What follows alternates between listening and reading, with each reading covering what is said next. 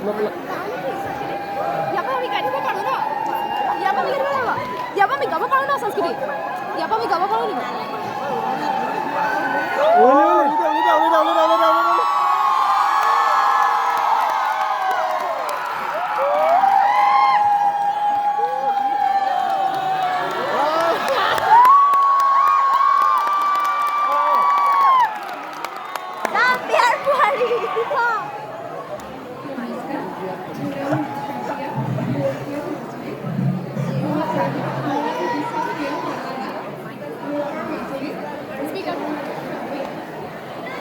Namaste. My name is Malala. Zambia Aizu. So, my lovely wife, she will tell you a bit of our story on how we met and how far we've gotten into this. Yes, my boy!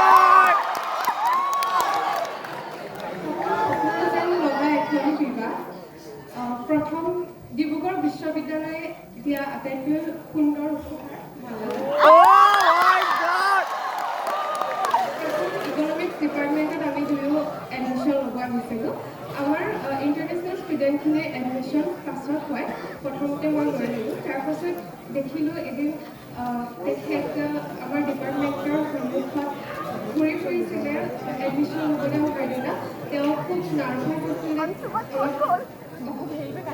ক'ত যাম ক'ত নাযাম তেনেকৈ আছিলে আৰু মোৰ ভয় লাগিছিলে ইণ্টাৰনেশ্যনেল ষ্টুডেণ্ট চাই কেনেকৈ মই কথা পাতিমগৈ তথাপিও ভয়ে ভয়ে গ'লোঁ তাৰপাছত যেতিয়া সুধিলোঁ তেওঁ কিয় এনেকৈ আছে তেতিয়া তেওঁ ক'লে যে মই অফিচটো বিচাৰি পোৱা নাই তাৰপাছত তেওঁ মই অফিচৰ মুখত থৈ আহিলোঁগৈ পিছৰ দিনা যেতিয়া মই আহিছোঁ তেওঁ চুকত একাষৰীয়াকৈ বহি আছিলে আৰু যেতিয়া মোক দেখিছিলে তেওঁ মোৰ ওচৰলৈ একদম সকলোৱে অহাৰ নিচিনাকৈ আহিছিলে কৈছিলে যে তেখেতে মোক অকলশৰীয়া অনুভৱ কৰিছিলে তেতিয়া আমি দুয়ো একেলগে বহিলোঁ আমি একেলগে ক্লাছ কৰিছিলোঁ তাৰপাছত তেনেকৈ আমাৰ মাজত কথা বতৰা আৰম্ভ হ'ল লাহে লাহে আমাৰ মাজত হোৱাটছআপ নাম্বাৰ ল'লে তেখেতে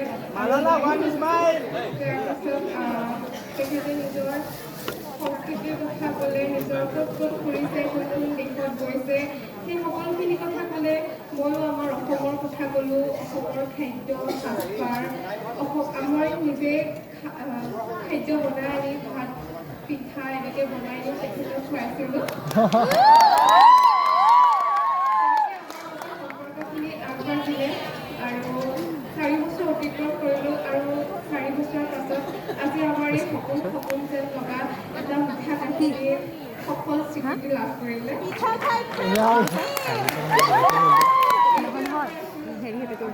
তাত পঢ়িলে আৰু পঢ়াৰ পাছত আকৌ 2 বছৰ মানে এনেই থাকিলে আশীৰ্বাদ কৰিব আমাৰ যাতে জন্ম জীৱন সুন্দৰ হওক ধন্যবাদ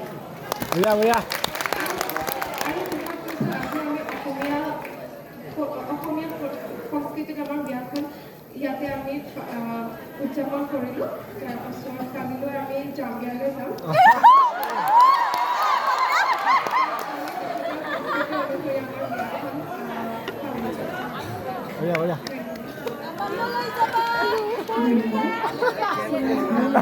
My question is for the groom, for you.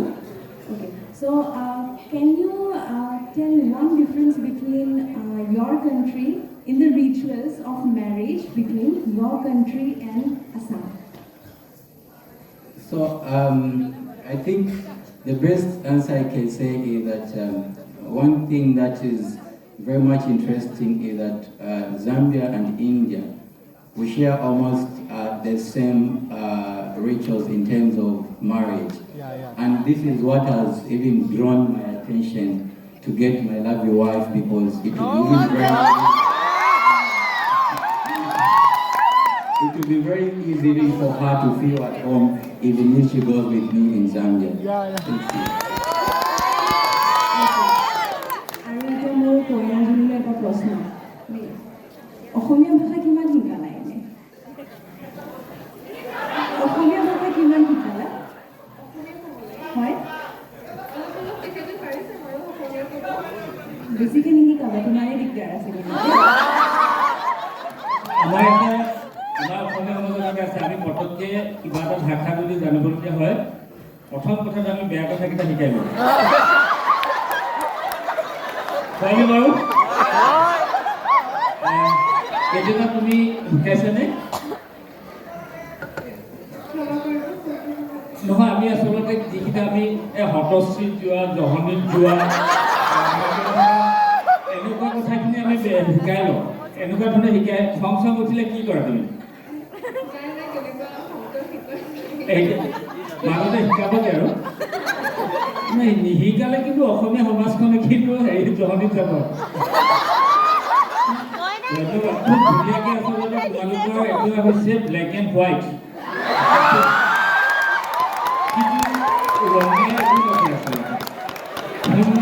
সুন্দৰ একো মানে ৰূপেৰে কৰে, হয়নে?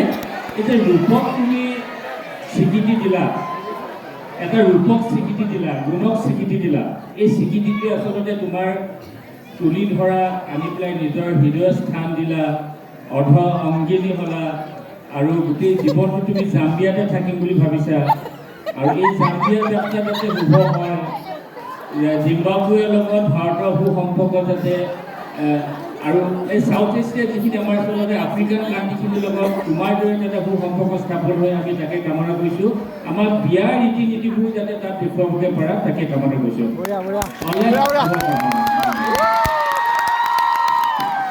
Economic survey